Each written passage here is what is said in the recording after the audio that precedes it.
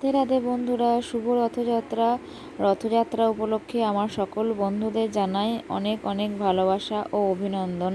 তো সবার রথযাত্রা যেন খুব ভালো কাটে ও আনন্দ কাটে। তো বন্ধুরা দেখো, আজ তো রথযাত্রা, তো সেজন্য আমি প্রথমেই বসে পড়েছি একটা খাতা, পেন্সিল আর রাবার নিয়ে কি না জগন্নাথ দেবের ছবি বানাতে।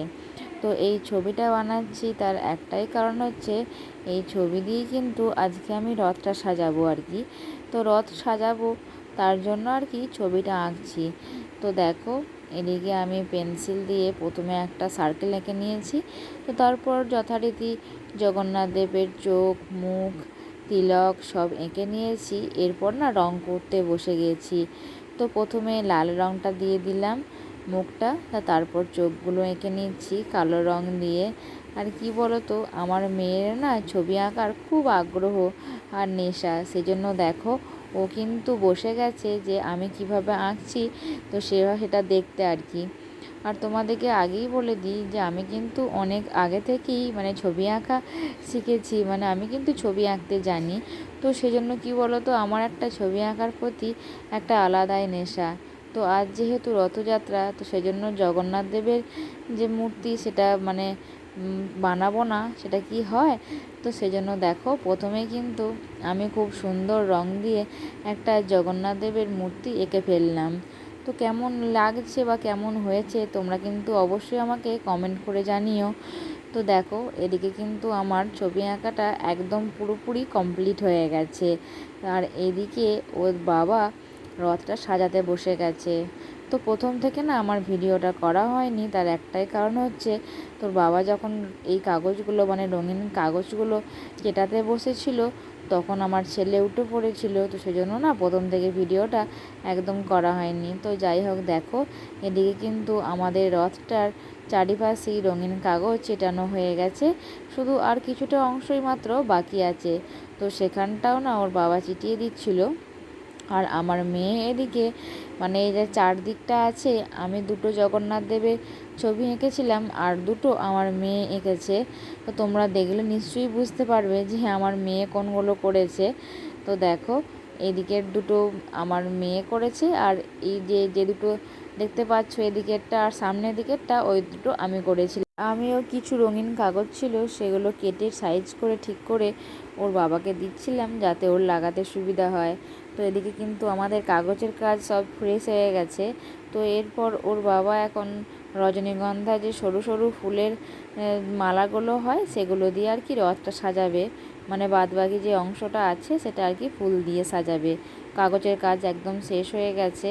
তো আমি না এখন ওদিকে গেলাম, তার কারণ হচ্ছে ওর বাবা যে এখানে মালাটা সাজাচ্ছিল, এটা একটু তোলার জন্য না একটা নয়, চারটে আলপিনের প্রয়োজন ছিল। তো আমি সেগুলোই আনতে গেলাম ওখানে। আর এদিকে আগে থাকতে এই চারিধারে আর কি একটা করে আলপিন গাঁথাই ছিল, তো সেগুলোতে যথারীতি ও পেরেক দিয়ে যেটা সুতো ছিল না, তো সেটাতে বেঁধে দিয়েছিল। আর এখানটায় একটা দেবে বলে আর কি আমাকে আনতে বলল, তো আমি সেটাই আনতে গেলাম। তো এদিকে বড় মা আর আমার মেয়ে এখানে বসেছিল, দেখছিল কেমন সাজানোটা হয়েছে। তো দেখো, ওর বাবা কিন্তু অলরেডি এখানটা খুব সুন্দর করে সাজিয়ে দিয়েছে। তো আমাদের রথটা কিন্তু দেখতে খুব সুন্দর লাগছে। আর এই পুরো রথটা কিন্তু ওর বাবাই সাজিয়েছে, আমি আর আমার মেয়ে শুধু সাহায্য করেছি মাত্র। তো এই সাজানোর কাজ কিন্তু ওর বাবা খুব সুন্দরই পারে। তো সেজন্য ওকেই বললাম যে তুমি সাজাও আর কি। তো এই কাজটা আমরা দুপুরবেলায় করেছিলাম, কেননা সকালবেলায় তো বাজারে যায়, দোকানে থাকে আর কি। আর আমার তো সকাল থেকে ছেলে নিয়ে সংসারের কাজ নিয়ে আমি সময় পাই না। তো দেখো, এদিকে কিন্তু খুব সুন্দর করে রথটা সাজানো হয়ে যাওয়ার পর ঠাকুরঘর থেকে জগন্নাথ দেবের মূর্তিটা নিয়ে চলে এলো আর কি। তো তারপরে এই তোয়ালেটা দিয়ে ভিতরে তারপর বসাবে। তো সব কাজটাই ও নিখুঁতভাবে করেছে। আর একটা কথা কি, ওর বাবার কিন্তু সব কাজ খুব সুন্দর নিখুঁতভাবে করে আর কি। তো দেখো, খুব সুন্দর করে জগন্নাথ দেবের মূর্তিটাকে ওরা কিন্তু বসিয়ে দিচ্ছে। আর কি বলো তো, এই যে এদিকে রথের যে সামনের দিকটা আছে না, সামনের দিকটা থেকে কিন্তু এই মূর্তিটা একদমই বসে না। তো সেই জন্যই আর কি সাইড থেকে লাগাতে হলো। তো আমি এখানেই ছিলাম, বললাম যে সাইড থেকে লাগাও তাহলে দেখো সুবিধা হবে। তো কি বলো তো, আমাদের যে রথতলা আছে না, সেখানে যেতে না রাস্তাটা খুবই খারাপ আর কি। তো খুব একটা মানে ইয়ে নয়। আর জানোই তো যে গ্রামের দিকে রাস্তাঘাট যেমন হয় আর কি। তো তারপর তো এই এক নাগাড়ে বৃষ্টি, আর ওই রাস্তার অবস্থা, আর এই বৃষ্টিতে চারিদিকে সব জল জমে গেছে। তো সেই জন্য আর কি রথটা ভালোভাবে পাকাপোক্তভাবে বানাতে হয়েছে আর কি। না হলে আর কি আগের যে রথটা ছিল, তো সেটা খুবই ছোট ছিল, তো সেই জন্য খুব অসুবিধা হতো। তো এই রথটা না আগের বছরই বানানো হয়েছে কাঠের। তো আগের বছরও সাজিয়ে নিয়ে গেছিলাম, আর এবছরও কিন্তু সাজিয়েছি। তো দেখো ওর বাবা যে জগন্নাথ দেবের যে মূর্তিটা আছে, সেখানে একটা গাঁদা ফুলের মালা পরিয়ে দিচ্ছে। আর এদিকের অংশটা তো রজনীগন্ধা ফুল দিয়ে খুব সুন্দর করে সাজিয়ে দিয়েছে। তো কি বলো তো, এরপর না জগন্নাথ দেবের মূর্তিটাকে না ভালো করে বেঁধে দিতে হবে। তো সেই জন্যই আর কি সুতোটা খুলছিল। আর বেঁধে দিলে কি বলো তো, যে রাস্তায় যাবে তাহলে কোনো নড়াচড়া করবে না, না হলে এই তো দুদিকে ফাঁক আছে, তো না হলে যখন রাস্তায় যাবে তখন আর কি পড়ে যাওয়ার সম্ভাবনা আছে। তারপর কি বলো তো, বাচ্চারা তো টেনে নিয়ে যাবে আর কি। আর ওদের তো কোনো আর কি মানে আমরা যেমন বড়রা যেমন দেখে শুনে নিয়ে যাব, ওরা তোদের তো সেটা নয়, ওরা আনন্দ করে যেদিকে যেমন খুশি টানতে টানতে নিয়ে যাবে। তো সেই জন্য আর কি ভালো করে ব্যবস্থা করে দেওয়া হচ্ছে। তো দেখো এরপর ওর বাপি কী করবে, এই জগন্নাথ দেবের মূর্তিটাকে না ভালো করে বেঁধে দেবে। তো সেই জন্যই আর কি দেখছিল যে কোন দিক থেকে বাঁধা যায়। তো এর আগের বছরও না আমি বেঁধেছিলাম। তো আর বছরে ও অত সময় পায়নি, আর বছরের রথটা আর কি আমি সাজিয়েছিলাম সুন্দর করে, কিন্তু এতটা সুন্দর সাজানো হয়নি আর কি। তো যেমন পেরেছিলাম তেমনই সাজিয়েছিলাম। তো যেহেতু খুব সুন্দর সাজাতে পারে, সেজন্য বললাম এবারের রথটা তুমিই সাজাও। তো দেখো এদিকেও দড়িটা নিচের দিকে করে আর পিছন দিকে না ভালোভাবে বেঁধে দেবে। বন্ধুরা, তোমরা যে এই জগন্নাথ দেব, সুভদ্রা আর বলভদ্র দেবের মূর্তিটা দেখতে পাচ্ছ, এই মূর্তিটা না আমি পুরী গিয়েছিলাম এই বছর 3 আগে। তো ওখান থেকে না নিয়ে এসেছিলাম। তো আমার এই মূর্তিটা খুব পছন্দ হয়েছিল। তো প্রত্যেক বছরই মানে রথের সময় এটাই রথে করে আর কি নিয়ে যাই। তো তারপর দেখো আমাদের রথও রেডি, আর আমরাও রেডি হয়ে গেছি। মা, ছেলে, মেয়ে আমরা সবাই আর কি রেডি হয়ে বেরিয়ে পড়েছি, মানে রথতলা যাব বলে। আর সঙ্গে কিন্তু আমাদের রথও নিয়ে নিয়েছি। তো এদিকে আমার মেয়ের যে বন্ধুরা ছিল, তো তারাও একটা রথ বানিয়েছিল। তো সবাই মিলে না একসাথে বেরিয়েছিলাম, তাহলে আর কি খুব মজা হবে, আনন্দ হবে, আর কি ভালো লাগবে। তো দেখতেই পাচ্ছ আমাদের রাস্তার অবস্থা, একদম উঁচু নিচু রাস্তা, আর চারিদিকে জল জমে আছে। তো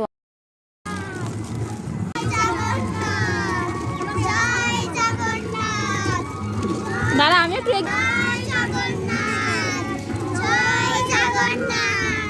বন্ধুরা দেখতেই পেলে ওরা কেমন জগন্নাথ দেবের জয়ধ্বনি দিতে দিতে সারা রাস্তাটা কিন্তু এগিয়ে যাচ্ছে।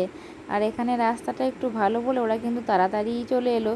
তো তারপর আবার এখানটা যে ঢালাই রাস্তা, তো এই রাস্তাটায় আবার নিয়ে যেতে অসুবিধা হলো। তো তারপরেই দেখো দেখতে দেখতে আমরা রথতলা পৌঁছেও গেলাম। তো এখানে না কিছু মেলাও বসেছে, দেখতেই পাচ্ছ চারিপাশে। তো আমাদের সব আনা রথগুলো এখানে সুন্দর করে সাজিয়ে দিলাম। এরপর দেখো যে যেদিকে পারছে সেখানে চলে যাচ্ছে। তো রথ রথ যেখানে আছে সেটা আর ওদের খেয়ালই নেই। তো তারপর আমরাও রথের কাছে এসে দাঁড়ালাম, আর সবাই মিলে কি বলো তো একসঙ্গে আনন্দ করছে, মজা করছে। তো আমাদের রথযাত্রায় কিন্তু আজকে খুব ভালো আনন্দ এবং মজা হয়েছে। তো তারপর দেখো এখানে যে রথতলায় রথটা আছে না, তো সেটা একটু দূরেই আছে, মানে সেটা রাস্তা দিয়ে নিয়ে গেছে আর কি একটু দূরে। আর আমার ছেলে দেখো, আমার ছেলে তো শুধু একটি বেলুনের দিকে নজর, তো সে চারিদিকে দেখছে, তারপর ওদিকে ঢাক বাজছে সেটাও দেখছিল আর কি।